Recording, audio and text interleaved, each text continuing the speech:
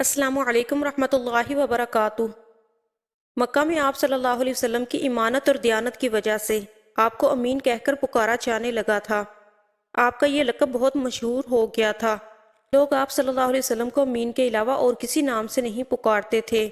انہی دنوں ابو طالب نے آپ سے کہا، اے بھتیجے، میں ایک بہت غریب آدمی ہوں اور قحط سالی کی وجہ سے اور زیادہ سخت حالات کا سامنا ہے۔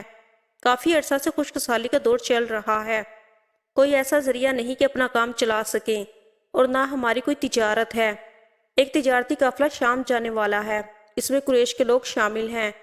قریش کی ایک خاتون خدیجہ بنت خویلد شام کی طرف اپنا تجارتی سامان بھیجا کرتی ہیں۔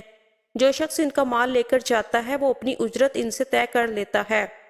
اب اگر تم ان کے پاس جاؤ اور ان کا مال لے جانے کی پیشکش کرو تو وہ ضرور اپنا مال تمہیں دے دیں گی، کیونکہ تمہاری امانت داری کی شہرت ان تک پہنچ چکی ہے۔ اگرچہ میں اس بات کو پسند نہیں کرتا کہ تم شام کے سفر پر جاؤ، یہودی تمہارے دشمن ہیں، لیکن حالات کی وجہ سے میں مجبور ہوں، اس کے علاوہ کوئی چارہ بھی تو نہیں۔ یہاں تک کہہ کر ابو طالب خاموش ہو گئے۔ تب آپ صلی اللہ علیہ وسلم نے فرمایا، ممکن ہے وہ خاتون خود میرے پاس کسی کو بھیجیں۔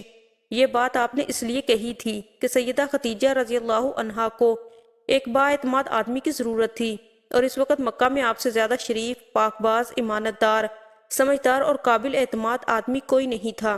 ابو طالب اس وقت بہت پریشان تھے۔ آپ کی یہ بات سن کر انہوں نے کہا، اگر تم نہ گئے تو مجھے ڈر ہے وہ کسی اور سے معاملہ طے کر لیں گی۔ یہ کہہ کر ابو طالب اٹھ گئے۔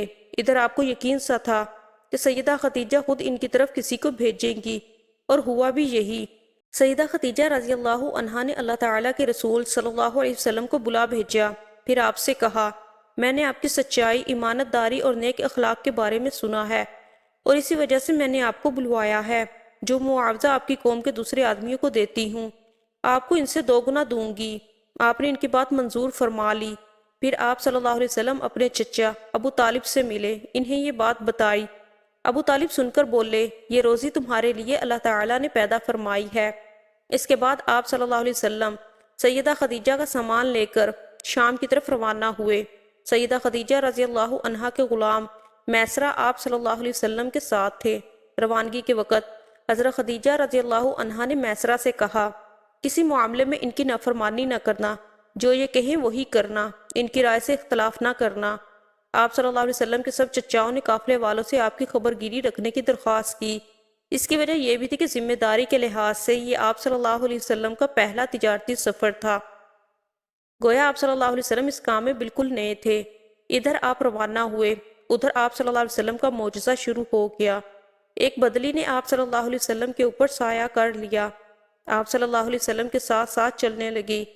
جب آپ صلی اللہ علیہ وسلم شام پہنچے تو بصرہ شہر کے بازار میں ایک درخت کے سائے میں اترے۔ یہ درخت ایک عیسائی راہب نستورہ کی خانقاہ کے سامنے تھا۔ اس راہب نے میسرہ کو دیکھا تو خانقاہ سے نکل آیا۔ اس وقت اس نے آپ صلی اللہ علیہ وسلم کو دیکھا۔ آپ صلی اللہ علیہ وسلم درخت کے نیچے ٹہرے ہوئے تھے۔ اس نے میسرہ سے پوچھا، یہ شخص کون ہے جو اس درخت کے نیچے موجود ہے؟ میسرہ نے کہا، یہ ایک قریشی شخص ہے، حرم والوں میں سے ہیں۔ یہ سن کر راہب نے کہا، اس درخت کے نیچے نبی کے سوا کبھی کوئی آدمی نہیں بیٹھا۔ مطلب یہ تھا کہ اس درخت کے نیچے آج تک کوئی شخص نہیں بیٹھا۔ اللہ تعالیٰ نے اس درخت کو ہمیشہ اس سے بچایا ہے کہ اس کے نیچے نبی کے سوا کوئی دوسرا شخص بیٹھے۔ اس کے بعد اس نے میسرہ سے پوچھا، کیا ان کی آنکھوں میں سرخی ہے؟ میسرہ نے جواب دیا، ہاں بالکل ہے، اور یہ سرخی ان کی آنکھوں میں مستقل رہتی ہے۔ اب نستورہ نے کہا، یہ وہی ہیں؟ میسرہ نے حیران ہو کر اس کی طرف دیکھا اور بولے، کیا مطلب یہ وہی ہیں؟ کون وہی؟ یہ آخری پیغمبر ہیں۔ کاش میں وہ زمانہ پا سکتا جب انہیں ظہور کا حکم ملے گا، یعنی جب انہیں نبوت ملے گی۔ اس کے بعد وہ چپکے سے آپ صلی اللہ علیہ وسلم کے پاس پہنچا۔ پہلے تو اس نے آپ صلی اللہ علیہ وسلم کے سر کو بوسہ دیا، پھر آپ صلی اللہ علیہ وسلم کے قدموں کو بوسہ دیا اور بولا، میں آپ صلی اللہ علیہ وسلم پر ایمان لاتا ہوں اور گواہی دیتا ہوں کہ آپ صلی اللہ علیہ وسلم وہی ہیں جن کا ذکر اللہ تعالیٰ نے تورات میں فرمایا ہے۔ اس کے بعد نستورہ نے کہا، اے محمد صلی اللہ علیہ وسلم، میں نے آپ میں وہ تمام نشانیاں دیکھ لی ہیں جو پرانی کتابوں میں آپ کی نبوت کی علامتوں کے طور پر درج ہیں۔ صرف ایک نشانی باقی ہے، اس لیے آپ صلی اللہ علیہ وسلم ذرا اپنے کندھے سے کپڑا ہٹائیں۔ آپ نے اپنے شانہ مبارک سے کپڑا ہٹا دیا۔ تب نستورہ نے وہاں مہر نبوت کو جگمگاتے دیکھا۔ وہ فوراً مہر نبوت کو چومنے کے لیے جھک گیا، پھر بولا، میں گواہی دیتا ہوں کہ اللہ تعالیٰ کے سوا کوئی عبادت کے لائق نہیں، اور میں گواہی دیتا ہوں کہ آپ صلی اللہ علیہ وسلم اللہ تعالیٰ کے پیغمبر ہیں۔ آپ صلی اللہ علیہ وسلم کے بارے میں حضرت عیسیٰ ابن مریم نے خوشخبری دی تھی، اور انہوں نے کہا تھا، میرے بعد اس درخت کے نیچے کوئی نہیں بیٹھے گا سوائے اس پیغمبر کے جو امی ہوں گے، ہاشمی، عربی اور مکی ہوں گے، قیامت میں حوض کوثر اور شفاعت والے ہوں گے۔